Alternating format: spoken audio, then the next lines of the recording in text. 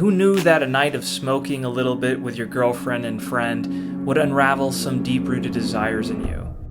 I bet you haven't seen this movie. It's called Saturday Night at the Baths, and it came out in 1975, and it follows a character named Michael who's from the Midwest, but currently living in New York City with his girlfriend. And while looking for a job, he finds an opening as a pianist in a gay bathhouse. And there he meets a man named Scotty who ignites some deep-rooted feelings he didn't know he had. Now, I didn't know anything about this movie. I just found it on a free streaming site, so I thought I'd give it a try, and I really did enjoy this movie. It's not necessarily a groundbreaking piece of cinema, but what's really special about it is it works very much as an archival film that is helpful for people who are not alive during the 70s, or even if you were to look back at that special moment in time, just before the AIDS virus took over and changed everything. From what I understand, the gay bathhouse scene, specifically for gay men, was a big deal, and not just for casual hookups, but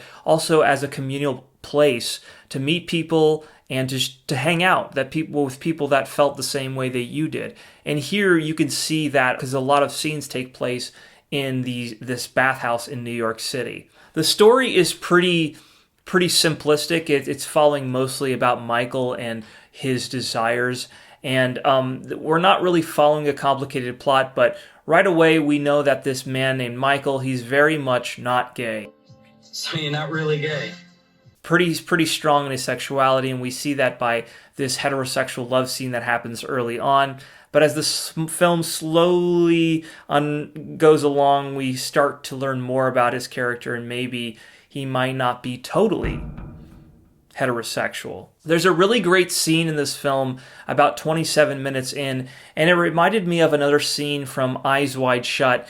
I'm not sure if Stanley Kubrick watched this movie, probably not, but I love those moments when things kind of overlap, either knowingly or unknowingly, coincidentally. There's these similarities that happen, and there's this scene that happens where they're smoking, and some conversations come up, especially with his girlfriend. Things come up, and there is a moment that happens between the two men that would only happen if they were under the influence of something. It's a very simple movie, but what forms is this throuple situation where the three of them are just hanging out. And I have to say the Scotty character is kind of, I don't know, he's a bit of a homewrecker in terms of the way that he's just kind of hanging around Michael, even though early on he felt he's not interested, but we wouldn't have a movie if he wasn't doing what he was doing. I also really do love the use of the F word, the F slur in this film. Waterfall and queers? Yeah. We call them in this city. It's just the way that some people talk, I feel like a lot of it is just using that word and de-weaponizing it by using it, and I do like that they use it here in such a comedic way. Now, early on, the film does have kind of robotic-like acting. You could tell that this film was very low budget, and maybe they only had a couple takes to get it right. And just the mere fact that this film exists in a time where buying film stock was so expensive, that you have a movie like this that was probably, for the filmmakers, they knew that it wasn't going to be profitable, but they still made it anyway. And that's to our benefit that something like this exists. There probably was a smaller market, just like there is today, but even though there's a lot bigger people seeking this material out because people are comfortable about who they are. But back then, I am assuming that it was just really a passion project, thinking that they would spend all this money and not make it in. So the movie's kind of rough. That sometimes you do. I did see like a boom mic enter the frame at one point, and it's not really polished. Even though the restoration that is happening here is very good. It has a very good 4K scan of it that looks really pristine, and that's probably as good as it ever is going to look. And the film does a great job not having a lot of judgment toward the Michael character, even though he comes off pretty homophobic. Your first time was with a guy? Uh-huh. That's why you're not normal.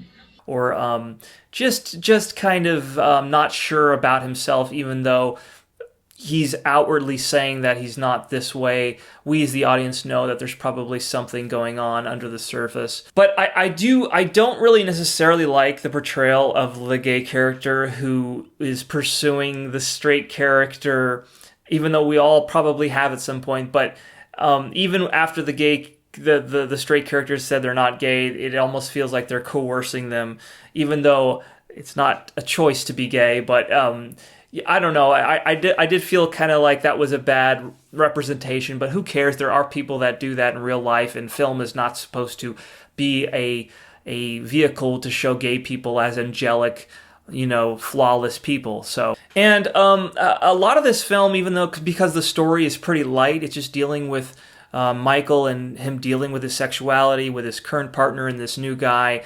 There does feel like there's a lot of filler. There's a scene with a football match that happens that kind of feels like filler. Not a lot is happening. It is still fun to watch, and near the end of the movie, there's like it kind of just abandons the narrative and it just becomes like this videotaping of a drag show of what was happening at the gay baths that night and just showing the performances. And again, it's working very much as seeing a peek into what the gay bath life scene was like back then, and how similar it is with today, and how different it is too. And yeah, it just becomes a depiction of that, and how there were like dance routines, there were drag shows. I have to say that a lot of this film does feel a bit rushed near the end.